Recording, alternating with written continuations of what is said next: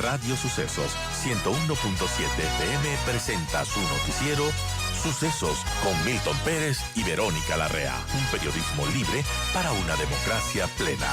Los hechos y las opiniones de los sucesos que marcan nuestro tiempo.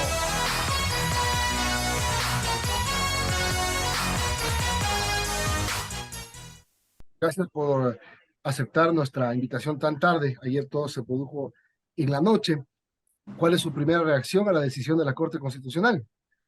Bueno, que es lamentable que la Corte Constitucional no individualice las acciones de quienes sí cumplimos con la sentencia y que estuvimos en todo momento para designar al vocal y presidente del Consejo de la Judicatura, y que nos involucre entre los consejeros que no quisieron designar, que nos involucren entre los consejeros que se ausentaron permanentemente del proceso, y al consejero Hernán Ulloa, que también impidió que podamos entregarle al país a esta autoridad. Recuerde que yo le conminé antes de su votación poderle darle al país esta autoridad. Sin embargo, no lo quiso, no lo hizo, no votó a favor de designar a alguien dentro del Consejo de la Judicatura. Lo que pasa es que la sentencia de la Corte Constitucional decía que tienen que nombrar al presidente del Consejo de la Judicatura. Y como cuerpo colegiado, aunque hayan estado y aunque algunos hayan querido, la realidad es que nunca lo nombraron. Entonces, esa es la base del incumplimiento que alega la Corte. Sí, pero para nombrarse necesita la voluntad de al menos 4 consejeros. Hubo la voluntad de 3 consejeros. Si yo tengo la voluntad de hacerlo y si lo he demostrado porque yo apoyé una moción, luego mocioné a la señora Mercedes Caicedo y finalmente cuando hubieron 3 votos a favor, dando a un lado mi postura o mi moción de designar a Mercedes Caicedo, designo a voto a favor del señor Luis Rivera. Quien se opuso fue el mismo consejero Hernán Ulloa, porque no han sido sancionados los que se ausentaron y él que votó en abstención. Bueno, usted acata, me imagino, la resolución de la Corte Constitucional. Bueno, más que acatar, voy a pedir una modulación de ese fallo, y luego, pues si hay que ir a las instancias internacionales, iré, puesto que no está, para mí están conculcando mis derechos al momento en que se establece que yo he incumplido con la sentencia. Yo cumplí con la sentencia en todo momento y no es justo que se nos sancione por un acto que no hemos cometido. María Fernanda, buenos días. Y con esta situación y con la decisión de la Corte Constitucional ayer de destituir a los consejeros, ¿cómo ve el futuro de esta institución? Y también tomando en cuenta que el 5 de febrero, pues muchos ecuatorianos votarán por este referéndum en el que hay preguntas referentes al Consejo de Participación Ciudadana y esta designación de autoridades que quitaría pues esta posibilidad a los vocales del Consejo. Bueno, primero que vean bien este 5 de febrero, no voten por los políticos disfrazados de ciudadanos.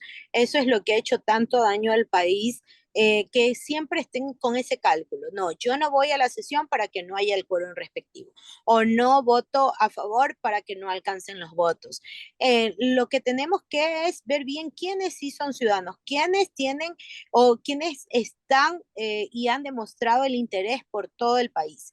En ese aspecto, pues yo no estoy a favor de la pregunta ni número 5 ni número 6, por lo cual limitaría la designación de autoridades, que tiene que ser técnica, no política, y se le entregaría a un ente netamente político. Recordemos cómo lamentablemente en el pasado lo único que se hacían era repartir las autoridades. Tú te coges la Contraloría, yo me cojo la Procuraduría, tú te coges el Consejo Nacional Electoral y el otro la Defensoría Pública. No es posible repetir ese pasado oscuro. No es posible que los consejeros no sean designados mediante voto popular. El voto popular legitima en las funciones a las diferentes autoridades. Y por ello, más bien, solicito a la ciudadanía que este 5 de febrero vayan a las urnas y voten por María Fernanda Rivadeneira en el casillero número 16 de la papeleta de mujeres. Ahora, ¿qué va a hacer usted si es candidata a la reelección? Y si es que gana la elección, no podría posicionarse. Bueno, en la sentencia que yo, en este fallo, perdón, que he leído de la Corte Constitucional, en el acápite 2, 210, establece que aquellos que son candidatos podrán, una vez que sean elegidos, deberán ser posesionados por la Asamblea Nacional el 14 de mayo del 2023. Así que espero que el Ecuador me dé la oportunidad de ser su representante. ¿Con todo esto usted cree que afecta su candidatura? Bueno, yo siempre lo dije antes de que saliéramos al pleno, conminé muchas veces a Hernán Ulloa a elegir. Pienso que la culpa definitivamente en una gran magnitud fue de él, tomando de manera arbitraria, diciendo que el pleno había resuelto devolver una terna cuando no era cierto, cuando no hubo una resolución de pleno. Siempre lo dije que pienso que los cálculos políticos más bien es por parte de varios consejeros la eliminación de este organismo y que gane el sí para poder casi cerrar el ánfor del Consejo de Participación Ciudadana y Control Social. ¿Qué va a hacer hoy? ¿Va a Bueno, en acatar mis esta? recorridos, yo estoy en recorridos, estoy en Usted este está en proceso campaña. electoral, estoy en un proceso electoral, por supuesto, así que el país entero debe conocer que está María Fernanda Rivadeneira, que jamás se ha milanado, que ha luchado contra la corrupción. Yo denuncié al expresidente por un carnet de discapacidad cuando tenía el 81% de discapacidad, pero no tenía esa discapacidad, tenía un carnet de manera irregular. Me costó inclusive en su momento dado una persecución política, que me denunciara por el presunto delito de injurias, y aquí estoy. Así que esto no va a ser la primera vez que he pasado dentro del Consejo situaciones adversas, pero sin embargo nadie dijo que fuera fácil, tampoco será imposible, y yo creo que los ecuatorianos se han dado cuenta del trabajo de María Fernanda Rivadeneira en todo el momento, frontal, bajo los intereses del país. ¿Usted cree que aquí hubo una estrategia para mantener en el cargo a Fausto Murillo? Bueno, las acciones dicen más que mil palabras.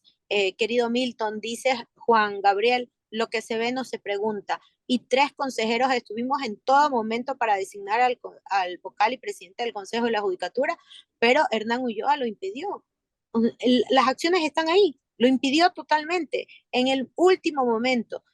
No es que no hablamos, se habló, se lo dijo, le conminé, le dije públicamente, pero lamentablemente los intereses personales y los intereses políticos son más, están más en los políticos que para destruir al país y destruir una Bueno, institución tan noble como es el Consejo de Participación. bueno, como yo no vi, yo sí pregunto. ¿Usted qué sabe de la acción política de Hernán Ulloa?